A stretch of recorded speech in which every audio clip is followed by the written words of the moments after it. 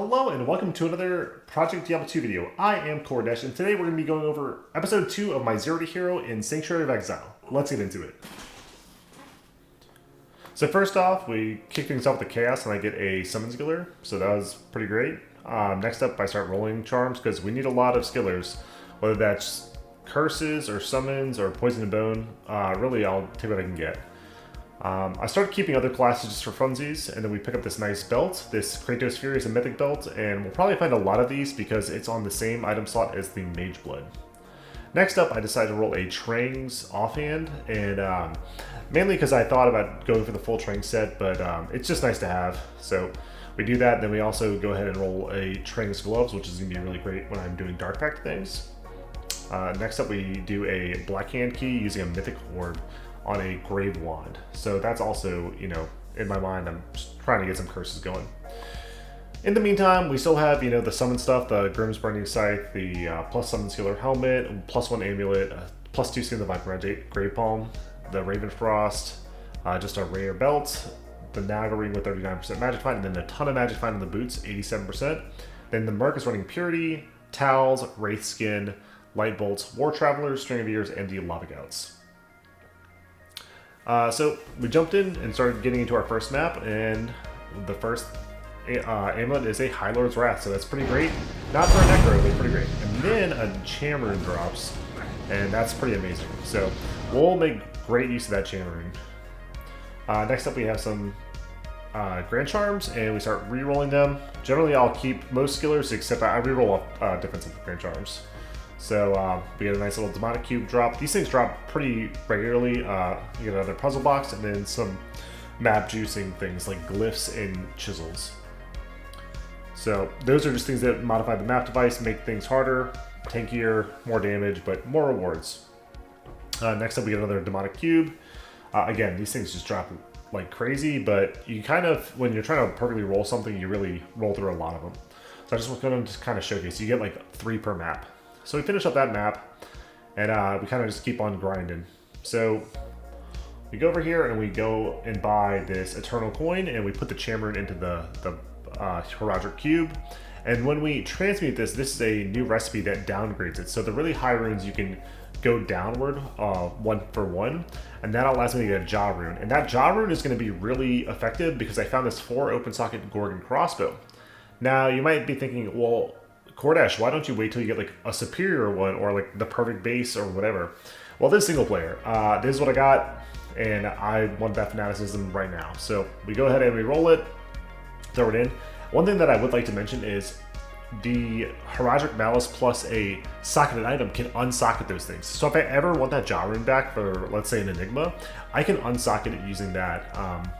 So as you can see right now, I'm just kind of looking at breakpoints. My mercenary is almost at the max IES breakpoint, so I just had to go in and puzzle piece this quiver, and then it rolls 1 socket. I should probably try and reroll it for 2 sockets, and then I look for attack speed, and I'm like, oh no, maybe I don't have any jewels, and then I'm looking through all my garbage because I have tons of stuff all over the place, and then I find a 1535, which is a really nice jewel. So we take that and we put it in.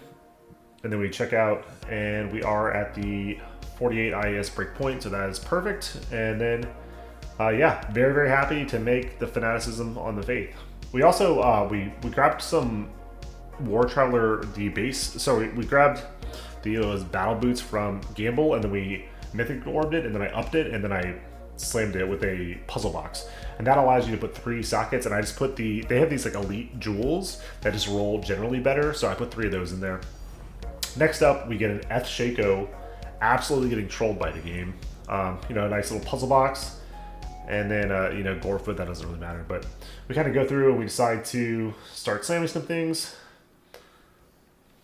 and we get this plus 3 Poison and Bone with some sockets, and then I find a plus 3 Curses with 10 FCR, which is gonna be really nice because I'm a big fan of Dark Pact. So that's generally where I want to go, but I haven't found a single Curse Grand Charm, so it is what it is.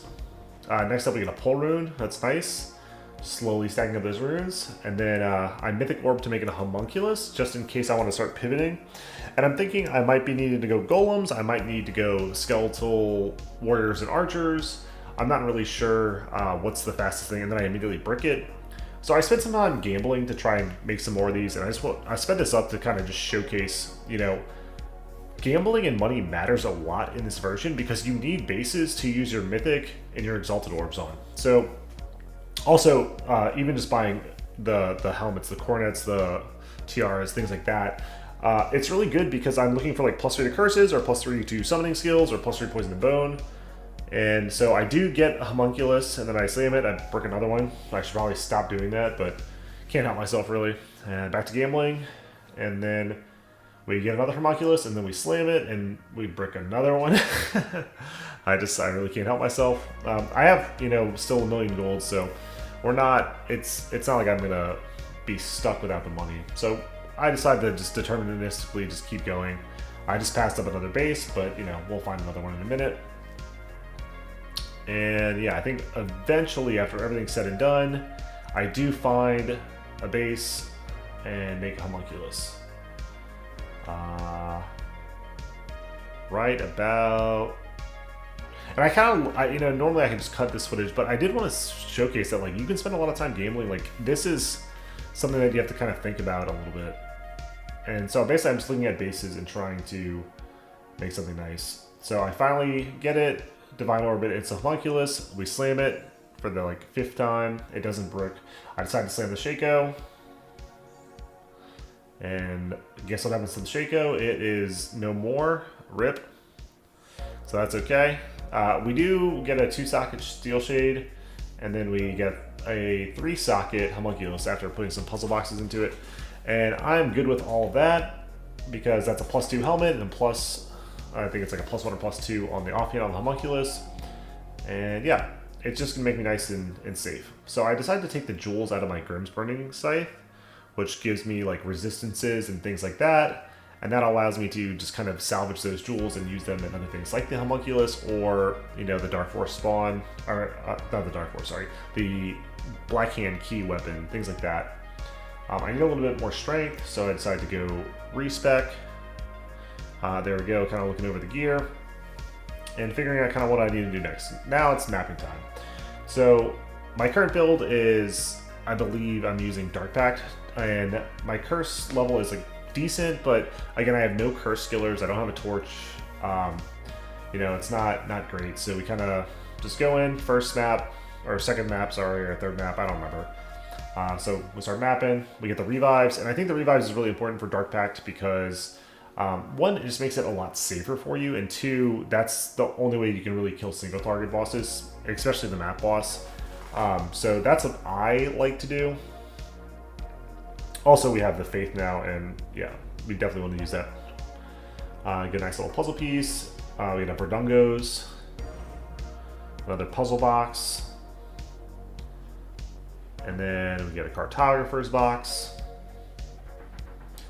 Key of Fate. So I did get a key event in this map, which is really nice because I definitely need to start working on my torches.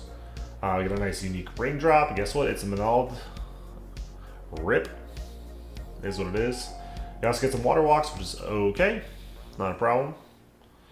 If we get a good sale on those, maybe I'll use them, but I'm pretty happy with my gigantic Magic Find boots. We get some more demonic cubes, and that's just to help us later. Little Dangoons. Just more and more mapping, another demonic cube. And then we find another War Travelers, which we had already found. You know, we'd already gambled and then crafted ourselves. I found another Verdungos. Pretty bad rolls. Found an Endless Hail. And then, yeah, so these choices crafting boxes and all those things. Oh, we also got, on this one, we got the Worldstone Shard event. And so I got to fight Bale, which took forever because I'm Dark Pact. Found another Grave Palm. And then I decided to go ahead and make an upgrade. I found a belt and I decided to upgrade the belt and then use a Exalted Orb to turn it into the Tranks belt. And that just gives CBF. And then I go ahead and make a Karen's Shard because I figure maybe I'll use Clay Golems for Ubers. I do end up using the Karen Shard, but I don't know if I really needed to. So I realized that I don't really need Clay Golems. I just should use Blood Golems because of the open wounds. And so really this build is just Blood Golems plus amp damage, and that's pretty much it. And really, the way that it goes is you amplify damage, and that increases all of the physical damage, including the open wounds, but it only affects open wounds that is applied after the amplify damage. But also, as you summon new golems, they can apply additional open wounds since it's like a brand new golem. So when you are kind of spamming these golems on these single target bosses, it just kind of stacks up that damage over and over, and that's really nice.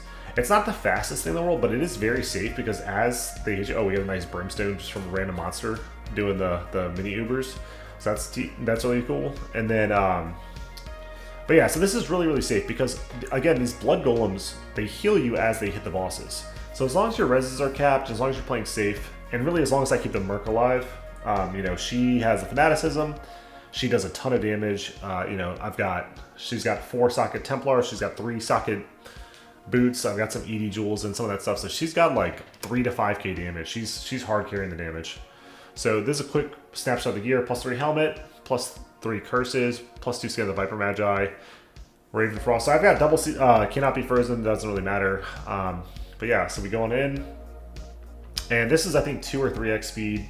Again, it's very safe as long as I keep my mercenary alive, but it is important that I go ahead and, you know, just do this. It's gonna take a long time. I just need to play safe, play carefully. So Mephisto goes down, and then the big problem is making sure that Diablo and Baal are not on top of each other. So I get Diablo first, but the problem is I get lower resed. And so now it's you're in the waiting game, you kind of have to walk over here. I do have a Demon Limb on weapon swap just to give Fire Enchant. Now I do have the Lava Gut Fire Enchant proc gloves, but sometimes right now I think it's also nice to just have that. So luckily Diablo comes down by himself, and now this is where my Merc just face tanks a bunch of beams, and I'm just spamming rejuves into her to make sure she doesn't die, because she's probably like 60% of my damage, by the way. She's just crazy. So just summoning my blood golems and keeping her alive, and down goes Diablo. We back off and get our rejuves going. Make sure we're nice and stocked up for Baal. And Baal, generally what I like to do is I like to stand with my back against the wall, and then if I get knocked back, I kind of, if that cold wave hits you, you kind of just use a potion almost like on the tick. And so he goes down pretty easily. We get our stuff, and we identify the torch, and of course it is not a Necro torch. Unfortunately, it is a sword torch. We actually have found like 6 both fire and, oh, we just bricked a Death's Web. But yeah, we found a Mangsongs on like the next map, so that's incredible. It really is like, hey, why don't you go play a sword? Because again, we have like 6 fire and 6 cold Grand Charms. We find a vial of Light Song, which is not relevant at all for this character at this point, but that is pretty amazing. Again, the drop rates for single player are increased quite a bit. And we find an Astral Mantis. I love this item. It is a build around. I don't really know what kind of stacking I want to do. I then find a Dark Glow, and this is going to be useful for Ubers bossing like Declone and Rathma and things like that. We then find a Sir. So this is also multiple maps. Like I'm not just, I'm showing kind of the highlights, but yeah. So anyways, we transmute that Infernal Crucible with a key to get more keys to make sure that we can run more Ubers because we need a Necro Torch. So that's what I was doing there. Yeah, you can kind of basically spend 1 boss ingredient to make sure you get more of them. Next up, I have this Bone Visage, and I decide to hit it with the Exalted Orb to get a Tranks Helmet. I'm not sure if I'm going to use the Tranks Helmet, but getting the full Tranks set is nice. And then as I was testing this like Poison Desecrate build, I end up finding an Ohm. So then I realized that Desecrate is a ton of damage, but until I get Pierce, it's pretty bad, and it's really awful for apping. So I did like a map or 2 with it, and I was like, what am I doing? So I decided to go back to Skeletal Archers and Warriors with Fizz, and I find a Divine Orb. And this is when we get to slam a Sacred Armor to get a Templar's Might. Now, that 7 roll is not a big deal because we can immediately go and hit it with a Demonic Cube and get that to an 8 roll. And then after that we can Puzzle Box it, which hits 4 open sockets. And then from here, you know, we can, basically we're off to the races. We're big. So we end up running and getting the second torch we run is a Necro Torch, and then we find a second Divine Orb. And we just keep on farming. We get a Vex Rune. So we're starting to really, you know, progress to the maps. And we use that second Divine Orb on a Dark Force spawn. Now, even though I'm not Dark Pact at the moment, this basically saves 10 points because I don't have to get Curse Master anymore. And so that's why I spend my second Divine Orb on. I'm tired of this homunculus, I want a Dark Force Spawn. So we hit it, we roll, and it's a +3 summon, +3 curses, which is perfect. And that's it for this episode. I'll see you next time.